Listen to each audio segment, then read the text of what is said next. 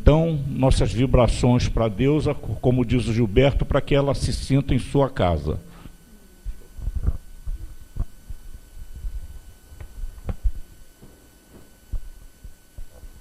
Boa noite a todos. Que a paz de Jesus se faça presente neste ambiente, em nossos corações, e que nós possamos todos, né, nós encarnados e desencarnados, receber esses bons fluidos, repor as nossas energias, né, alcançar o nível maior que pudermos para entrar em contato com a espiritualidade que nos emana as suas vibrações amorosas, né? E hoje agradecemos muitíssimo, né, a direção da Casa dos Dois Planos da Vida pela oportunidade de trabalho e pelo prazer que todos nós temos de estar vindo sempre nesta casa de Eurípides Bassanufo, de Dr. Bezerra, do nosso querido Chico Xavier e de tantos outros trabalhadores anônimos que nós não conhecemos os seus nomes, mas que se encontram inseridos nessa grande seara do Cristo. O tema que nos cabe hoje, que nos foi passado, é o capítulo 19 do Evangelho segundo o Espiritismo, A Fé Transporta Montanhas.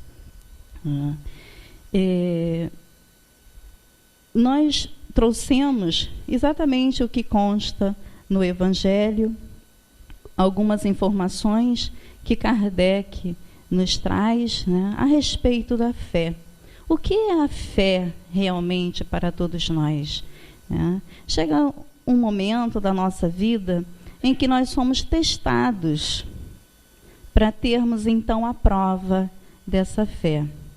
Mas aí nós vamos procurar, no primeiro item que Jesus nos passa, a informação na representação de Pai e Filho e os seus discípulos, né, a respeito da fé. Na manhã seguinte, logo após, né, a transfiguração, Jesus sobe ao monte para orar, juntamente com Pedro, João e Tiago. Ali passam a noite e na manhã seguinte descem ao encontro dos outros apóstolos que estavam à sua espera.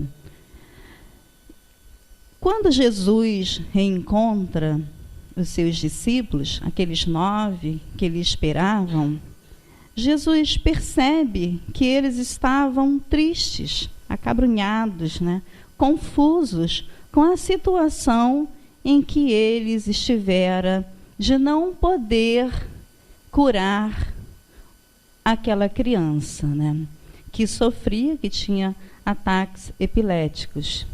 E aí Jesus, reunindo todos os seus apóstolos, né, conta então a parábola. E é o primeiro item, o poder da fé. O que está relacionado ao poder da fé? O que é exatamente esse poder? E aí Jesus conta então. Quando ele veio ao encontro do povo, um homem se lhe aproximou e, lançando-se de joelhos a seus pés, disse: Senhor, tem piedade do meu filho, que é lunático e sofre muito, pois cai muitas vezes no fogo e muitas vezes na água. E quando esse pai fala que essa criança caía várias vezes no fogo, outras vezes na água, não é um simbolismo que ele se refere. Ele sofria do ataque e era jogado, muitas das vezes, a situações perigosas, né? Em qualquer lugar que ele estivesse, ele sofria, então ele se debatia, às vezes no fogo e às vezes na água, lhe causando, às vezes, né, o risco da morte. Para ver?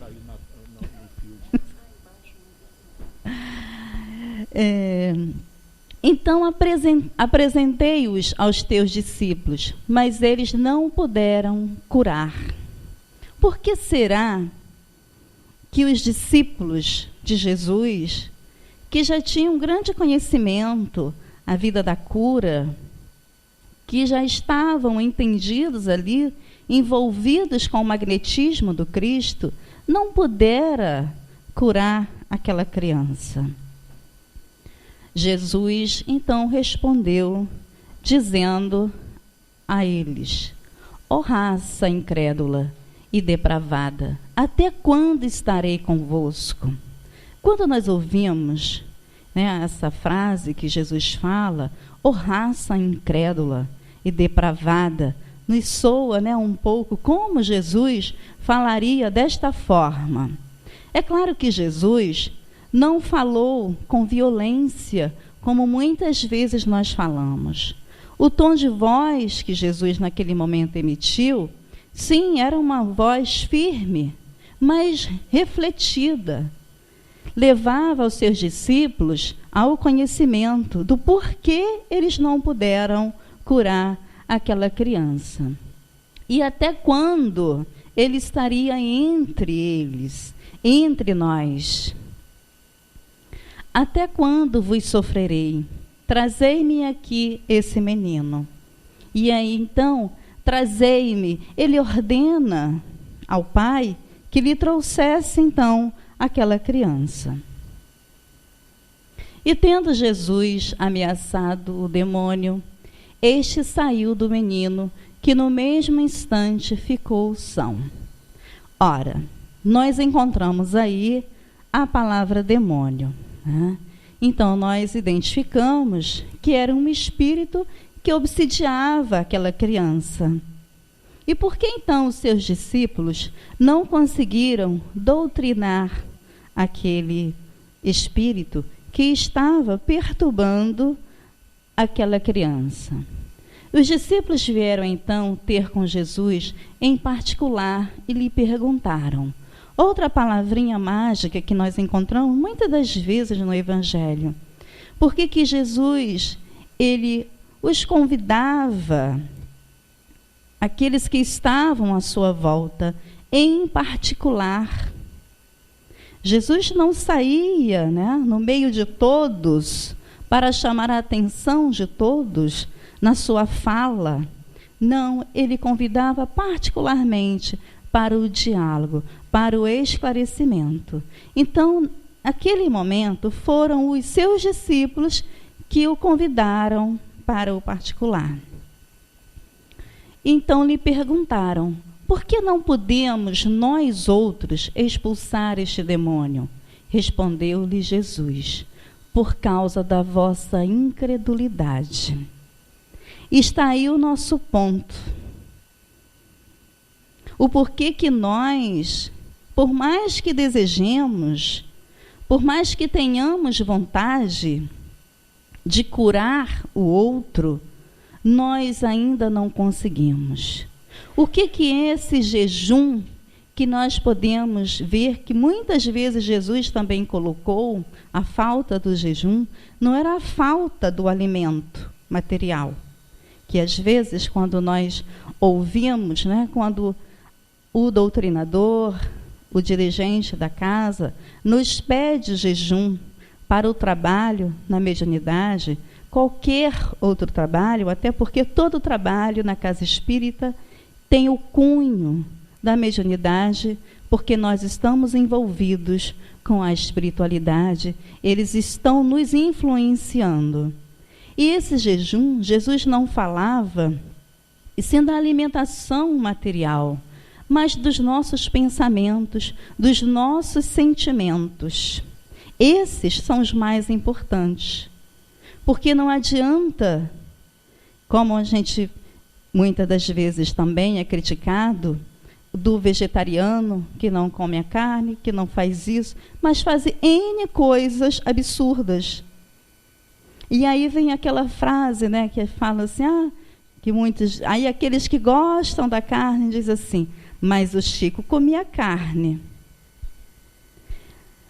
Vamos buscar na memória a fisionomia do Chico. Imaginemos o Chico com um prato, né, de carne à sua frente, com aquele corpinho todo franzinho. É claro que ele se alimentava de carne ainda, ele mesmo falava, mas ele não tinha o defeito que nós ainda temos da gula. Ele não ia para uma churrascaria e depois iria trabalhar com Emmanuel. Chico, é a disciplina que nós podemos entender no sentido verdadeiro dessa palavra, porque a sua vida ele exemplificou desta forma. Então, por que essa incredulidade? Não era o fato só de que os discípulos duvidaram, mas lhe faltavam algo a mais. Pois em verdade vos digo, se tivesseis a fé do tamanho de um grão de mostarda, diríeis a esta montanha, transporta-te daí para ali, e ela se transportaria, e nada vos seria impossível. Segundo Mateus, capítulo 27, 17, versículos 14 a 20. Então, nós trouxemos aí a imagem, não sei nem se vocês estão conseguindo ver o tamanho da semente de mostarda, que Jesus se refere, que se nós tivéssemos a fé desse tamanho, nós poderíamos curar, livrar os nossos irmãos de obsessões. Por que essa semente? O que acontece com a semente? A semente, ela é plantada e depois ela dá uma folha bem grande. Ela cresce e dá frutos. A nossa fé também é assim. E aí nós vamos ver mais à frente. Nós já nascemos com essa semente de mostarda dentro de nós. O que nós temos que fazer, como Jesus pede, é fazer com que ela cresça. Porque ela ainda está tão invisível no nosso eu, que nós não permitimos a sua alimentação, a fé. E aí Paulo de Tarso, ele tem essa frase, né, que é tão esclarecedora para a gente e dá uma definição do que seja a fé para nós. A fé consiste na firme confiança. Olha o que ele fala, na firme confiança. Não é numa duvidosa confiança, e sim na firmeza. Eu sei que eu tenho fé. Daquilo que se espera, na convicção daquilo que não se vê. Eu não preciso ver. Eu sei que Deus existe. Eu vejo Deus. Não aquele Deus da qual nós fomos orientados no início. Aquele velhinho de cajado na mão, sentado num trono, dando ordens. Não. Mas sim como está bem escrito na primeira questão do Livro dos Espíritos. Que é Deus? Inteligência suprema, causa primeira de todas as coisas.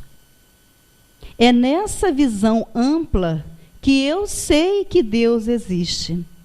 E que esse universo que hoje eu me encontro, mergulhado nele, faz parte da divindade. E eu sou uma parte dessa divindade. Então eu sei que Deus existe. Eu existo. Se eu sou essa centelha divina da divindade, se eu existo e se há uma criação maior, é Deus. Por isso eu sei que Ele existe dentro de mim. Então Paulo, ele nos traz essa mensagem, né, de que nós não precisamos ver para saber, para conhecer a fé. Hebreus, capítulo 11, versículo 1. Quando a fé surge em nós, aí nós poderíamos trazer, né, vários momentos em que nós despertamos ou somos despertados. Essa semente, ela cresce um pouquinho e aí nós podemos senti-la em vários momentos das nossas vidas. No homem, a fé é o sentimento inato de seus destinos futuros. Olha só, né, o que Kardec nos fala. É um sentimento inato em nós. É a consciência que ele tem das suas faculdades imensas, depositadas em germe no seu íntimo, né, quando nós fomos criados. A princípio em estado latente, e que cumpre fazer que desabrochem e cresçam pela ação da vontade. É essa semente que está em estado latente em nós. Ela precisa desabrochar, ela precisa crescer. Né? E aí, por que ação? Pelo nosso desejo, pela nossa vontade, pela nossa obra, pelo nosso trabalho. Nós precisamos movimentar essa fé dentro de nós. Se nós não movimentarmos, nós não vamos senti-la. E assim são os nossos órgãos. Eles funcionam muito bem, mas eles precisam de movimento. Ela, a fé, está presente nos seres humanos desde a sua criação, mas necessita ser desenvolvida. Aí uma outra coisa, olha só, que maravilha nós podermos saber que nós podemos desenvolvê-la. Se nós podemos desenvolvê-la, é porque já existe, então, dentro de nós. No princípio, apenas acreditamos. Será que nós ainda estamos vivenciando esse princípio da fé? Eu acredito mais ou menos. Ninguém acredita mais ou menos, né? Ou você acredita ou não. Então, Kardec nos coloca que, no princípio, nós acreditamos. Depois, né? Mas, aí nós lembramos aí daqueles 3 momentos, né, do Espírito. Quando lá na lei de amor, Lázaro nos fala, lá no item 8 da lei de amor, do capítulo 11 do Evangelho, nós vamos ver quando ele fala, né, do instinto, quando nós tínhamos só instintos, e depois as sensações, depois o sentimento corrompido, que se transformará em amor. Então, nós podemos ver, no nosso instinto, no nosso início, acreditamos. Depois, quando nós estamos nas sensações, já temos uma vaga compreensão do que seja a fé. Quando nós finalmente crescermos espiritualmente, chegará um momento de vivenciar. Mas hoje então eu não vivencio a fé. Vivenciamos. Muitas das vezes, nós é que não paramos para observar que em certos momentos da nossa vida, nós nos deparamos em situações e que nós temos essa convicção de que a fé habita entre nós, por saber passar com resignação todas as dificuldades que somos submetidos nas nossas provas, nas nossas expiações.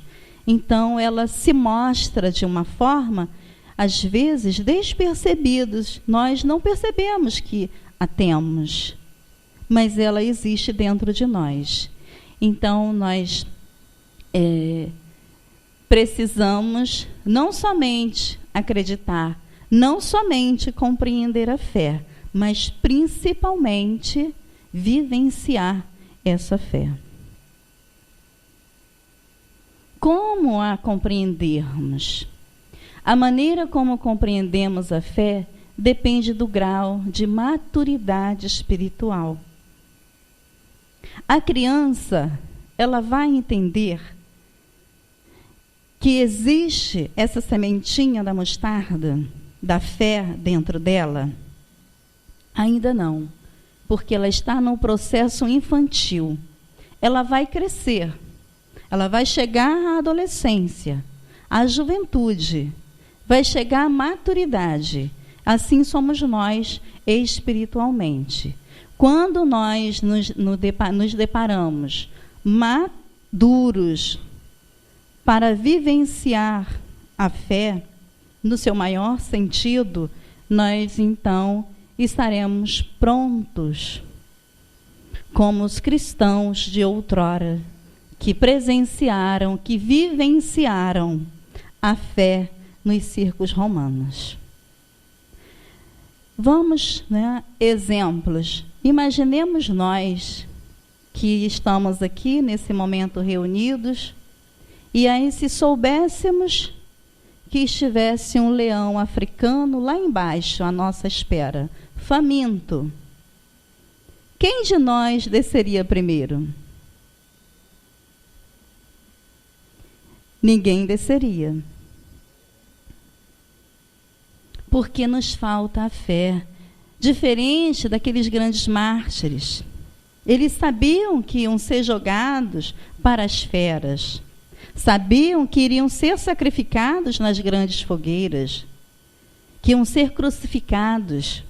Mas eles demonstravam a fé no futuro, de que apenas as suas vestes carnais iam ficar ensanguentadas naquele campo, mas que o seu espírito amadurecido, crescido, não pertencia àquele circo romano, porque eles tinham uma fé no futuro e a fé em Deus e no Evangelho de Jesus.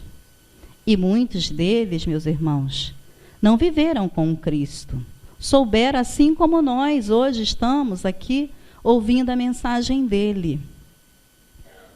Mas muitos que com ele viveram, a sua fé ainda fora duvidosa.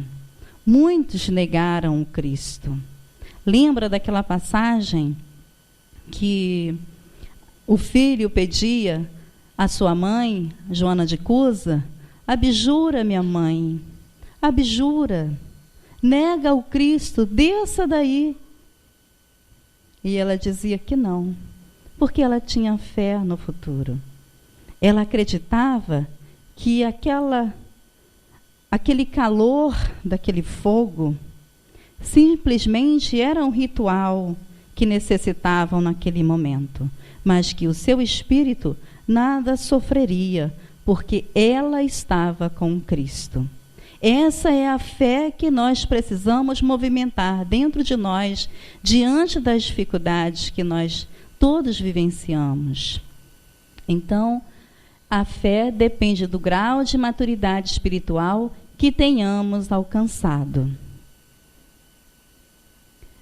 Na fase do desenvolvimento das emoções, nós vamos ver algumas fases que nós identificamos as nossas mudanças do nosso comportamento, da nossa fé.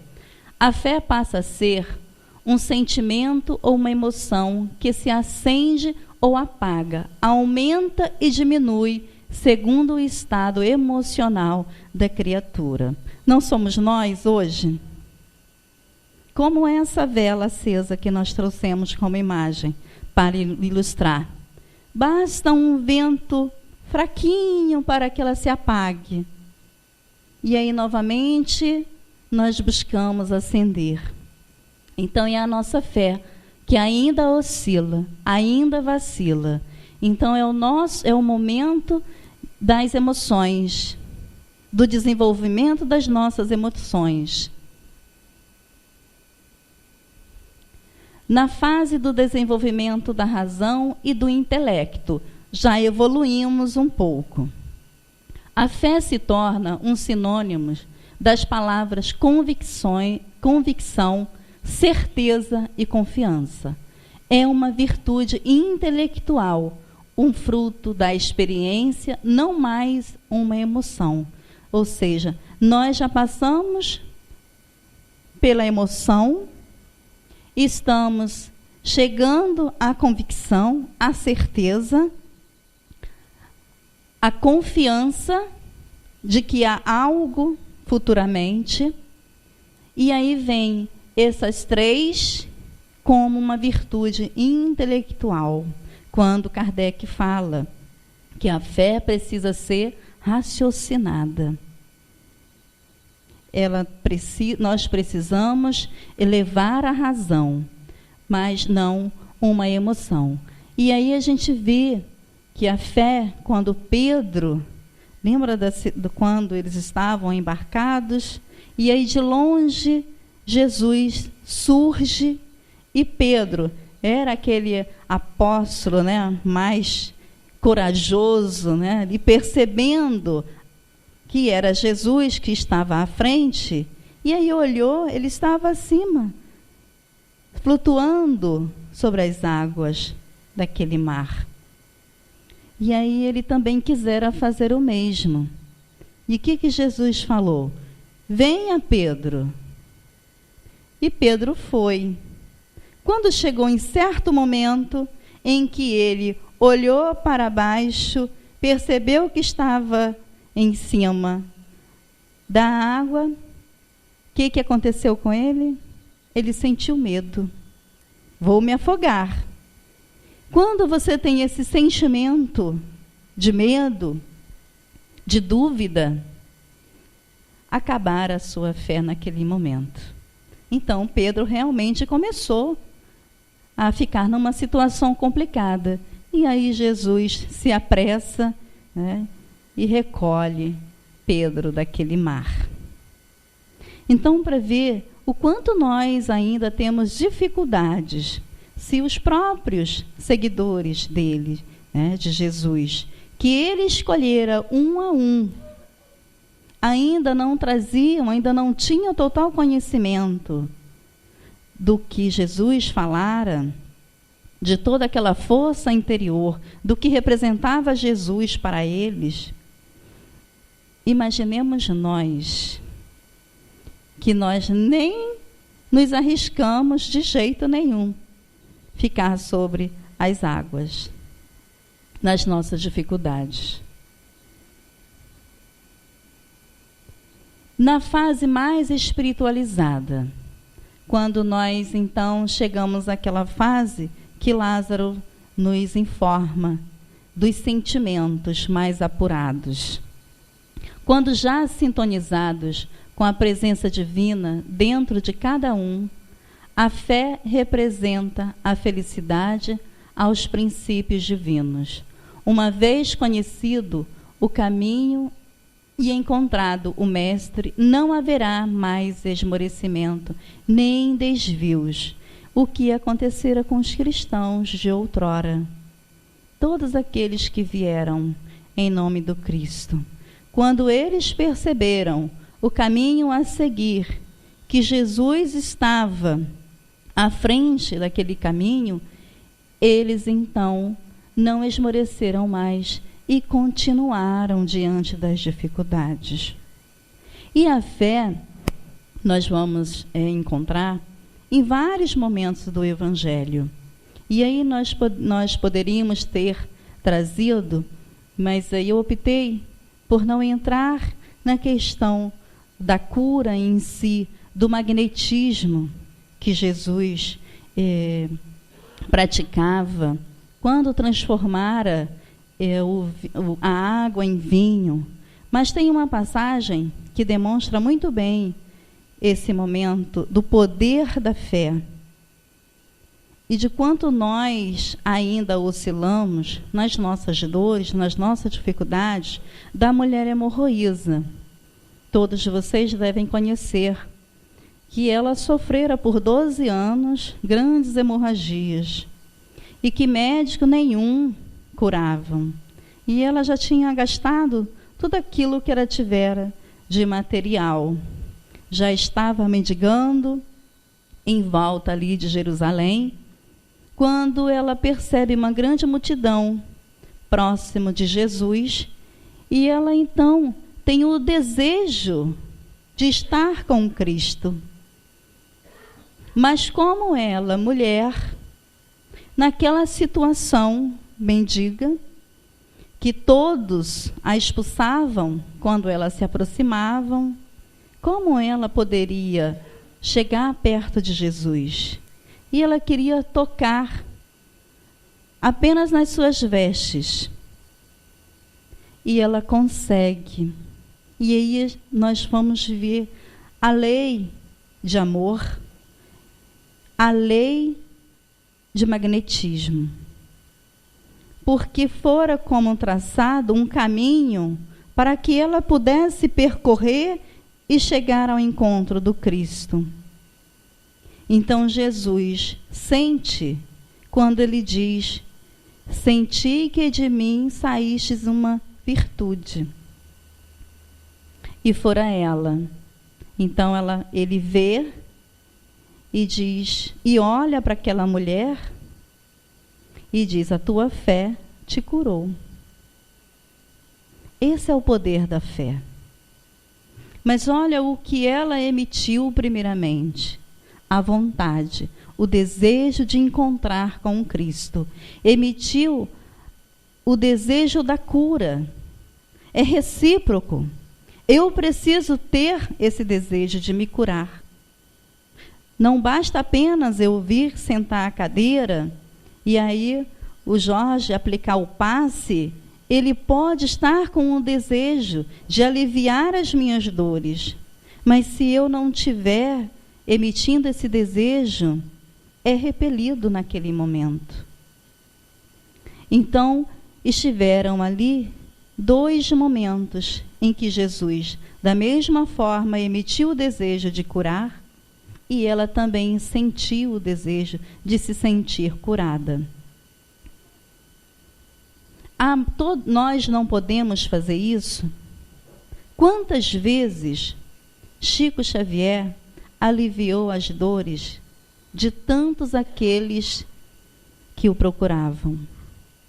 Quantas vezes Madre Teresa de Calcutá parava um instante que a sua vida era atribulada pelo trabalho com os seus leprosos e ela aliviava a dor daqueles que estavam sofrendo. Francisco de Assis. Assim nós poderíamos citar vários nomes na história de todos aqueles que vieram com a capacidade de amar. E a cura, ela não está levada só ao magnetismo, mas também à nossa vontade de emitir, o nosso desejo de amar o próximo. E é esse jejum que Jesus nos chama a atenção, para que no momento em que nós emitimos o nosso pensamento, no desejo de ajudar o nosso irmão, que esse pensamento seja um pensamento de amor. Nunca um sentimento de raiva, de rancor. Então, quando nós entendermos esse caminho que Jesus traçou para nós, quando nós entendermos que Ele é o caminho que nós precisamos percorrer, essa verdade que nós precisamos entender, que vem de forma tão clara nos seus ensinamentos, que essa verdade do Evangelho, quando entendermos a vida que Ele veio exemplificar para todos nós, aí sim, nós iremos crescer espiritualmente e seguir junto com Cristo nesse caminho que Ele mesmo fala: eu sou o caminho, a verdade e a vida, e nós só chegaremos ao Pai se for por Ele, se for através dEle. E hoje não é difícil, não é fácil, não é tão fácil também. Mas olha só, hoje vocês fizeram a opção de estar aqui, me ouvindo. Não confundiram com a Deusa Nogueira, não, né?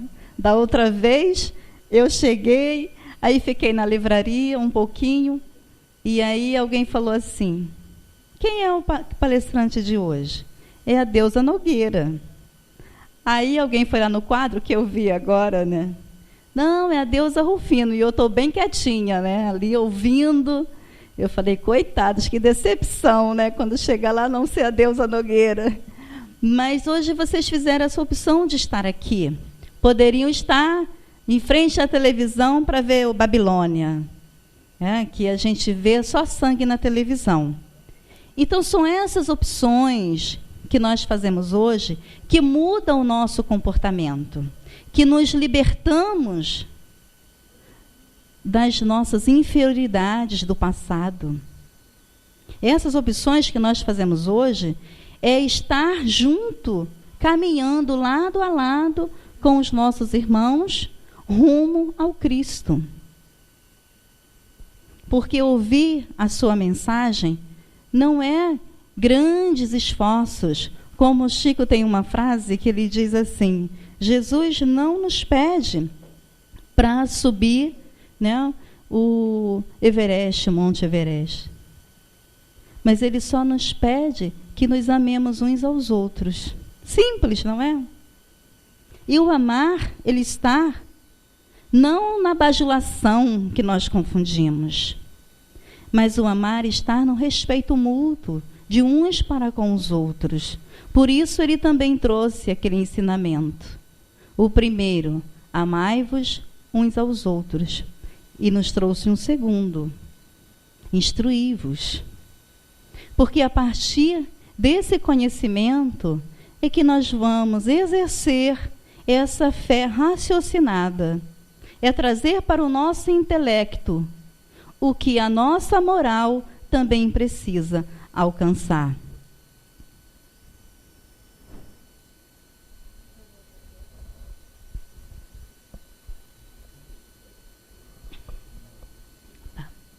Então, que benefício ela nos dá?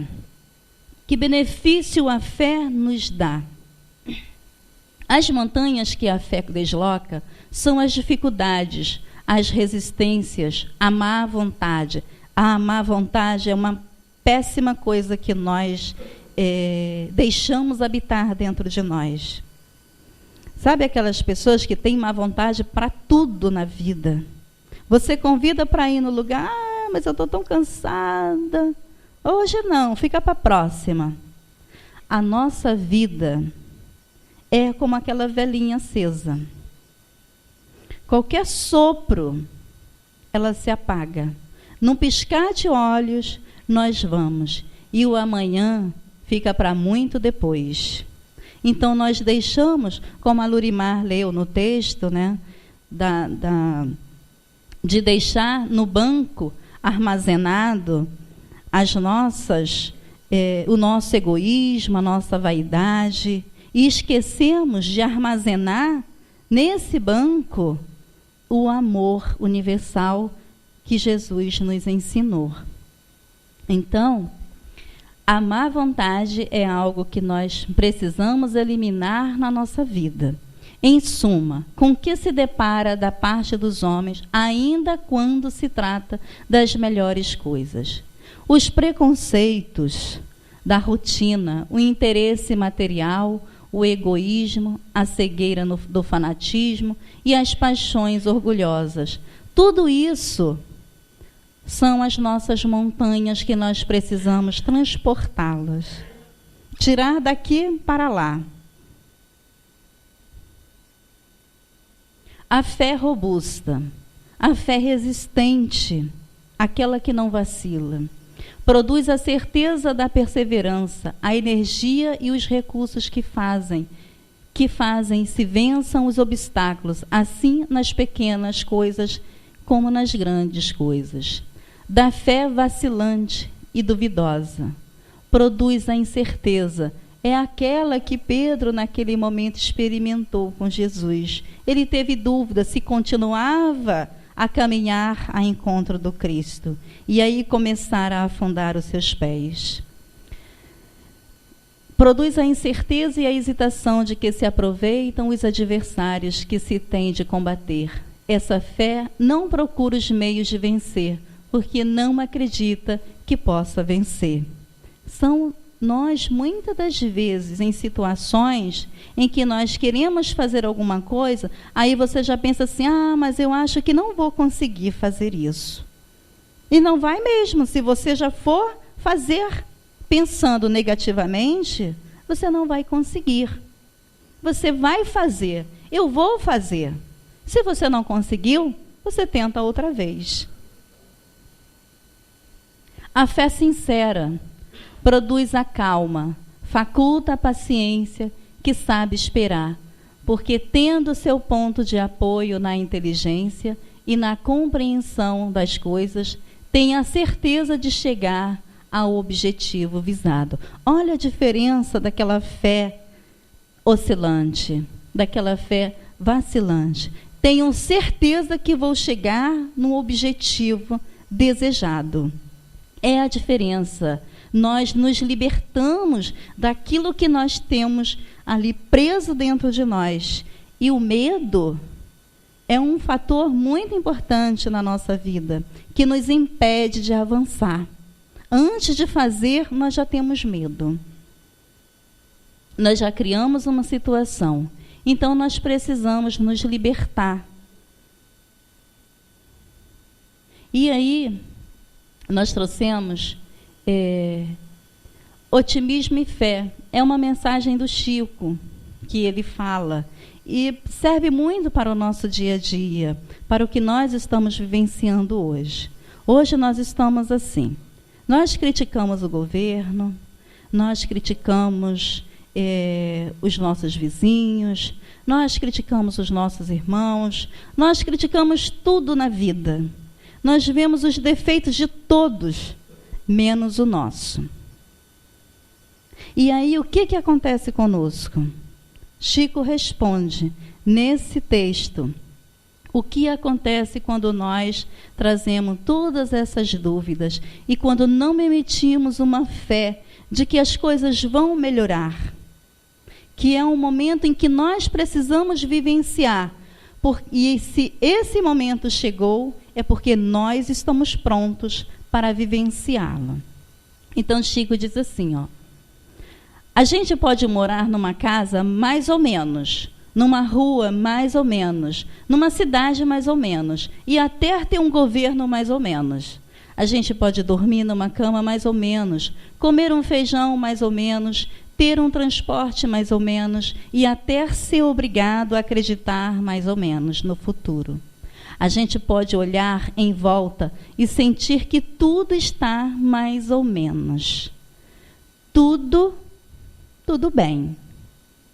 O que a gente não pode mesmo, nunca, de jeito nenhum, é amar mais ou menos, sonhar mais ou menos, ser amigo mais ou menos, namorar mais ou menos, ter fé mais ou menos e acreditar mais ou menos. Senão, a gente corre o risco de se tornar uma pessoa mais ou menos. É isso que nós queremos, ser uma pessoa mais ou menos? Então, risquemos. Então, olha, precisamos amar mais, não mais ou menos. Precisamos sonhar mais. Vai melhorar. Nós vamos melhorar. Ser amigo mais ou menos. Amigo. Amigo é uma coisa que é muito bom ter na vida. É mais, como dizem, é melhor que ter dinheiro. Não é? O sentimento de amizade, como todos os outros, o sentimento de irmão, o sentimento de mãe, o sentimento de pai, eles são inexplicáveis.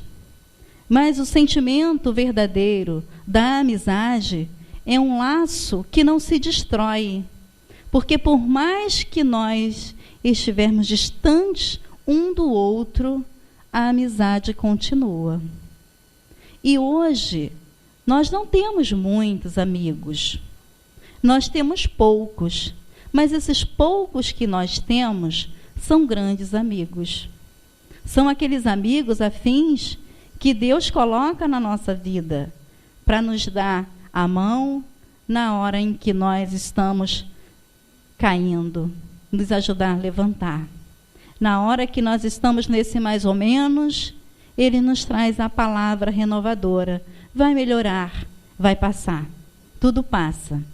Então, que nós possamos valorizar, então, a nossa amizade. Namorar mais, não namorar mais ou menos. Namorar mais ou menos deve ser o ficar hoje, né? Vamos namorar mais, mas sem ficar. Hoje eu fico com um, amanhã eu fico com outro. Vamos namorar direitinho, para que mais na frente não tenhamos essa vida mais ou menos, né? Vamos acreditar mais, não mais ou menos, mas acreditar na confiança raciocinada, numa fé raciocinada. Não porque o outro falou, mas porque eu sei que é assim. Então, está aí a lista que Chico, esse espírito iluminado, nos traz. Uma lista de procedimentos como nós devemos proceder na nossa vida. Senão, nós correremos o risco de nos tornar uma pessoa mais ou menos, e nós não queremos isso. Nós queremos ser mais, né? Então, que Jesus possa abençoar a todos nós. E, mais uma vez, agradecer ao Pai de amor e bondade pelo dom da vida. Por acordar e ver o sol nascer, ouvir o cantar do passarinho e poder respirar e se sentir vivo. Porque é mais uma oportunidade que eu tenho nesse dia para trabalhar rumo ao Cristo. Então, que Eurípides continue a sustentar essa casa e todos os seus trabalhadores, encarnados e desencarnados, e que nós tenhamos uma noite de tranquilidade, um desdobramento, que nós possamos alcançar esse voo desejado e ao encontro dos bons espíritos, daqueles familiares nossos que já partiram e que nós desejamos um encontro que nos traz felicidade, porque é nessa busca de felicidade que nós todos deveremos manter a nossa fé de uma vida melhor. Muita paz a todos.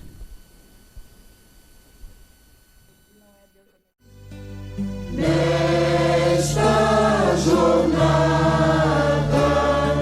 pelos caminhos da luz, querido Eurípides, apóstolo do amor,